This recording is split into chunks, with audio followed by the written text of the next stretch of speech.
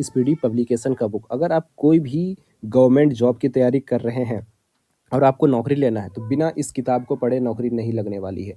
इसमें बहुत ही इंपॉर्टेंट है। रेलवे की अगर पढ़ रहे हैं तो उसमें तो बिल्कुल भी नहीं है, उसमें तो ये रामबाण किताब है। कोई भी एग्ज़ाम है इसमें इतनी कंटेंट दिया हुआ है इस किताब में कि आपको पढ़ना ही पड़ेगा। हर विद्यार्थी जीवन में एक बार इस किताब को ज़रूर पढ़ता है। तो चलिए इसी किताब का मैं हर रोज़ 2 पेज लेकर आया हूँ, जो सीरीज चल रहा है। काफ़ी अच्छा आप लोगों का सपोर्ट रहा। तो चलिए शुरू करते हैं। सूर्यास्त कानून का संबंधित किससे है? अस्थायी बंदोबस्त से। सूर्य होते ही जो कर था सूर्यास्त होते ही जमा करना होता था। महलवाड़ी व्यवस्था की शुरुआत किया था हॉल्ट मैकेंजी ने 1819 में। किसने किया? हॉल्ट मैकेंजी और मार्टिन बर्ड ने 1819 में। महलवाड़ी किसने किया था? महल में भी मौ से, दोनों में मौ है। हॉल्ट मैकेंजी और मार्टिन बर्ड ने 1819 में। सहायक संधि पद्धति की शुरुआत किया था वेलेजली ने। सहायक संधि पद्धति शुरुआत किया था वेलेजली ने। सहायक संधि को स्वीकार करने वाला पहला, शुरुआत पद की लॉर्ड वेलेजली ने किया था, लेकिन सहायक संधि को स्वीकार सबसे पहले किया था हैदराबाद के निजाम ने। कब? 1798 में। दोनों क्वेश्चन इंपॉर्टेंट है, देखिए। सहायक संधि शुरुआत किया वेलेजली ने। सहायक संधि को स्वीकार पहला शासक कौन था? हैदराबाद का निजाम था 1798 में। सहायक संधि करने वाला प्रथम राज्य था हैदराबाद का निजाम। दूसरा कौन था? मैसूर, 1799। पहला तो हैदराबाद का निजाम था, दूसरा जो मैसूर था 1799 में। पहला 98 में हैदराबाद ने, मैसूर ने 99 में। अवध ने सहायक संधि स्वीकार किया 1801 में। अवध ने सहायक संधि स्वीकार कब किया? 1801 में। अवध का अंतिम नवाब था वाजिद अली शाह। लखनऊ से पहले अवध की राजधानी थी फैजाबाद। लखनऊ, अवध से पहले, अवध जो था, अवध का राजधानी, लखनऊ से पहले अवध की राजधानी कहाँ थी? फैजाबाद। उसके बाद राजधानी लखनऊ हुआ। लॉर्ड डलहौजी द्वारा अवध का अंग्रेजी राज में विलय, डलहौजी द्वारा अवध राज्य का अंग्रेजी राज में विलय कब कराया गया? 1856 में, कुप्रशासन का आरोप लगाकर। सहायक संधि स्वीकार करने वाला पहला मराठा था पेशवा बाजीराव द्वितीय। कब? 1802 में। सहायक संधि स्वीकार करने वाला मराठा सरदार कौन था? पेशवा बाजीराव द्वितीय। किस कब किया था? 1802 में। बेसिन की संधि 1802 में। बेसिन की संधि भी कब हुई थी? 1802 में बेसिन की भी संधि हुई थी। ठीक है। अंग्रेजों का सिंध पर विजय। अंग्रेजों ने सिंध पर कब विजय पा लिया था? तो 1843 में, लॉर्ड एलनबरो के समय। अंग्रेजों ने सिंध पर विजय कब पा लिया था? 1843 में, लॉर्ड एलनबरो के समय। विधवा पुनर्विवाह अधिनियम कब कार्यान्वित लागू किया गया? लॉर्ड कैनिंग के शासन में, 1856 में। एक सेकेंड। 1 नवंबर 1858 को महारानी विक्टोरिया का घोषणा पत्र को पढ़कर सुनाया था किसने? लॉर्ड कैनिंग ने। कहा? लॉर्ड कैनिंग भारत का प्रथम वायसराय था और इलाहाबाद में पढ़ के सुनाया था 1 नवंबर 1858 को महारानी विक्टोरिया का। महारानी विक्टोरिया भारत की सामग्री घोषित कब की गई थी? 1858 में। केसरी हिंद उपाधि 1877 में। महारानी विक्टोरिया को केसरी हिंद की उपाधि 1877 में दिया गया था। महारानी विक्टोरिया को भारत की जो सामग्री घोषित किया गया था 1858 में। 1857 के विद्रोह के बाद, याद रखिएगा। वाटरलू बेल्जियम का युद्ध कब हुआ था? 18 जून 1815 में। सुगोली की संधि हुआ था कहाँ, कब हुआ था? 1816 में, नेपाल में। अंग्रेज और नेपाल से, यानी गोरखा भी बोल सकते हैं। लॉर्ड मैकाले संबंधित है किससे? अंग्रेजी शिक्षा से लॉर्ड मैकाले का संबंध है। भारत में अंग्रेजी शिक्षा प्रारंभ हुआ था 1835 में मैकाले की अनुशंसा पर लॉर्ड बैटिंग के समय। बैटिंग मतलब लॉर्ड विलियम बैटिंग के समय। 1854 का वुड डिस्पैच संबंधित है किससे? शिक्षा से। लॉर्ड डलहौजी द्वारा लागू किया गया था वुड डिस्पैच 1854 में। भारतीय शिक्षा का मैग्ना कार्टा कहा जाता है चार्ल्स वुड के डिस्पैच को। चार्ल्स वुड के डिस्पैच को 18। शिक्षा से संबंधित सैंडलर आयोग की नियुक्ति कब किया था? 1917 में। किसी भी एग्जाम में ये सारे प्रश्न आप पढ़िए, यहाँ से प्रश्न आपको जरूर देखने को मिलते ही हैं, आपको यहाँ से आएंगे। तो आपके पास अगर एसपीडी बुक है तो उसको पढ़िए, आपको पीडीएफ चाहिए तो मैं पीडीएफ भी प्रोवाइड करा दूंगा, हाँ नहीं तो वीडियो देखिए मेरे चैनल पे जाके प्लेलिस्ट में बना हुआ है। भारत में प्रिंटिंग प्रेस का प्रारंभ पूछा, प्रिंटिंग प्रेस का प्रारंभ पुर्तगालियों ने किया था। भारतीय समाचार पत्रों का मुक्तिदाता किसे कहा जाता है? चार्ल्स मेडकॉफ को भारतीय समाचार पत्रों का मुक्तिदाता कहा जाता है। भारतीय द्वारा अंग्रेजी में प्रकाशित पहला समाचार पत्र था बंगाल गजट 1799 में। न्यूज पेपर एक्ट पारित किया गया था 1908 में। भारत में दास प्रथा को अवैध घोषित किया कब? 1843 में लॉर्ड एलनबरो के समय। दास प्रथा को एलनबरो ने के समय, एलनबरो 1843 में। इसमें तीन तीन क्वेश्चन देखिए, भारत में दास प्रथा को अवैध घोषित कब किया गया? 1843 में। दास प्रथा को किसके समय घोषित किया गया? लॉर्ड एलनबरो के समय। तीनों क्वेश्चन याद रखिए। 1857 की क्रांति का प्रारंभ 10 मई से मेरठ से हुआ था। 1857 के विद्रोह का तत्कालिक कारण क्या था? तत्कालिक वर्तमान कारण क्या था? एनफील्ड राइफल में चर्बी युक्त कारबिस, एनफील्ड राइफल, ये क्वेश्चन याद रखिएगा, एनफील्ड राइफल था।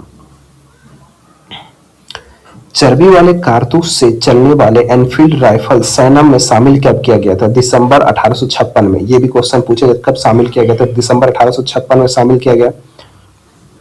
मंगल पांडे 34वीं एनफील्ड राइफल के सिपाही थे, 34वीं एनफील्ड के सिपाही थे। घटना हुई थी 29 मार्च 1857 को बैरकपुर में।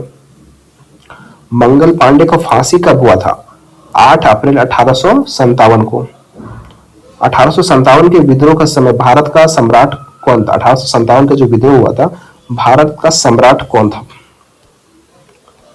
क्या कहेंगे आप? कैनिंग के समय? भारत का सम्राट पूछ रहा है ना। भारत का सम्राट बहादुर शाह जफर द्वितीय था। 1800 जो मुगल बादशाह था दिल्ली का। 1857 में भारत का गवर्नर जनरल कौन था? गवर्नर जनरल कैनिंग था। 1857 में ब्रिटिश प्रधानमंत्री पामस्टन था। शासन था बहादुर शाह जफर का, गवर्नर कैनिंग था और ब्रिटिश प्रधानमंत्री पामस्टन था। 1857 के विद्रोह के दबाने के लिए नियुक्त किया गया प्रथम सेनापति कैंपबेल था। 1857 की क्रांति का प्रतीक क्या था? कमल एवं रोटी प्रतीक चिन्ह था। 1857 के विद्रोह को भारत का प्रथम स्वतंत्रता संग्राम कहा था वीडी सावरकर ने। अभिनव भारत गुप्त समाज का गठन किया था वीडी सावरकर ने भी किया था 1904 में। कहीं कहीं आपको 1905 भी देखने को मिलेगा, इसलिए मैं आपको बता देता हूं दोनों डेट। 1857 के विद्रोह को सैनिक विद्रोह की संज्ञा किसने दी? लॉरेंस एवं सीले ने। सैनिक विद्रोह किसने कहा था? लॉरेंस एवं सीले ने। 1857 के विद्रोह को राष्ट्रीय विद्रोह की संज्ञा किसने दी थी? डिजरेली ने। डिजरेली ने कहा था ये राष्ट्रीय विद्रोह था। 1857 के विद्रोह को राष्ट्रीय विद्रोह किसने कहा था? डिजरेली ने। 1857 के विद्रोह की को धर्मांतरण का ईसाइयों के विरुद्ध युद्ध था, किसने कहा था? ई आल रीज ने। ए आल रीज ने कहा था कि धर्मांतरों का ईसाइयों के विरुद्ध युद्ध था, ऐसा कुछ नहीं था, लेकिन कहा था। कहने वाले को क्या कहेंगे? पागल था ये लोग, मूर्ख। 1857 के विद्रोह को हिंदू मुस्लिम का षड्यंत्र किसने कहा था? जेम्स आल्ट्रम और डब्ल्यू टेलर ने। डब्ल्यू टेलर चला इतना पढ़ा लिखा था फिर भी इसको कहता है कि हिंदू मुस्लिम का षड्यंत्र था। तो षड्यंत्र था तो भाग जाना था ना। 1857 के विद्रोह ना तो प्रथम था और ना ही राष्ट्रीय ना ही स्वतंत्रता संग्राम। ये किसने कहा था? आरसी मजूमदार। ये भारतीय था फिर भी ऐसे कहा था इन्होंने कि क्या कहा था आरसी मजूमदार ने? ना तो प्रथम था, ना ही राष्ट्रीय था और ना ही स्वतंत्रता संग्राम था। 1857 के विद्रोह को बर्बरता एवं सभ्यता के बीच का युद्ध किसने कहा था? टी आर होम्स ने। क्या कहा था? बर्बरता और सभ्यता के बीच का युद्ध था, टी आर होम्स ने कहा था। दिल्ली में 1857 के विद्रोह का नेतृत्व किया था बहादुर शाह द्वितीय ने। दिल्ली में 1857 का नेतृत्व किसने किया था? बहादुर शाह द्वितीय ने। दमन किया था, दिल्ली में दमन किया था, दबाया, दमन मतलब दबा दिया, शांत कर दिया हडसन ने। लखनऊ जो अवध में 1857 के विद्रोह का नेतृत्व किसने किया था? गम हजरत महल ने। और वहां के को दबा दिया तो कैंपबेल ने दबा दिया था, शांत कर दिया था। यानी कानपुर में 1857 के विद्रोह का नेतृत्व किया था नाना साहेब एवं तात्या टोपे ने, ठीक ना। तात्या टोपे का नाम क्या था? रामचंद्र पांडुरंग। नाना साहेब का मूल नाम था धोंदू पंत। नाना साहेब का मूल नाम धोंदू पंत। झांसी में 1857 के विद्रोह का नेतृत्व किया था लक्ष्मीबाई ने। दमन किया था हीरोज ने। एकमात्र महिला पुरुष ऐसे कुछ बोला था, किसने क्या था? हीरोज ने। रानी लक्ष्मीबाई की समाधि है कहाँ? ग्वालियर में। बिहार में 1857 के विद्रोह का नेतृत्व किया था कुंवर सिंह ने जगदीशपुर से। दमन किया था विलियम्स टेलर ने। पटना में 1857 के विद्रोह का नेतृत्व किया था पी रैली ने, जो एक पुस्तक विक्रेता था, और दमन किया था विलियम टेलर ने ही। पटना बिहार से जो किया था, टेलर ने ही किया था। इलाहाबाद में 1857 के विद्रोह का नेतृत्व लियाकत अली ने किया था। इलाहाबाद से 1857 का नेतृत्व किसने किया था? लियाकत अली ने। और दबा दिया था, यानी कर दिया था, जनरल नील ने। 1857 के विद्रोह को देखने वाला उर्दू कवि कौन था? मिर्जा गालिब, निवासी आगरा का था। मिर्जा गालिब कहाँ का था? आगरा का था। उसने अपने आंखों से देखा था।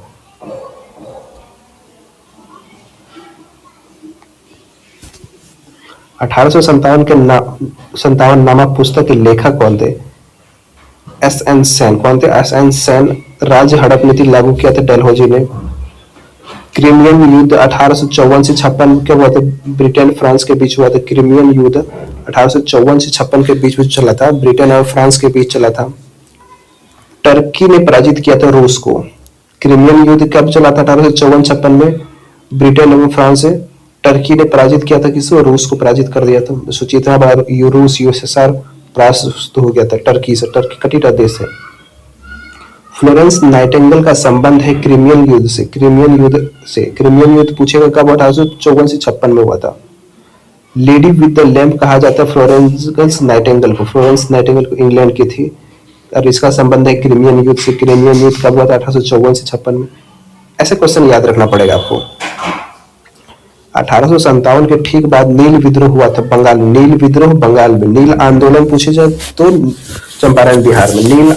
विद्रोह बिहार में। बिहार में, बंगाल में। नील विद्रोह बंगाल में 1859 से 60 के बीच में। नील दर्पण पुस्तक के लेखक कौन है? दीनबंधु मित्र। सन्यासी विद्रोह हुआ 1763 से 80 में के बीच। सन्यासी विद्रोह का उल्लेख मिलता है बंकिम चंद्र चटर्जी के उपन्यास आनंद मठ में। तो इस वीडियो में इतना ही। मिलते हैं इसके अगले पार्ट में।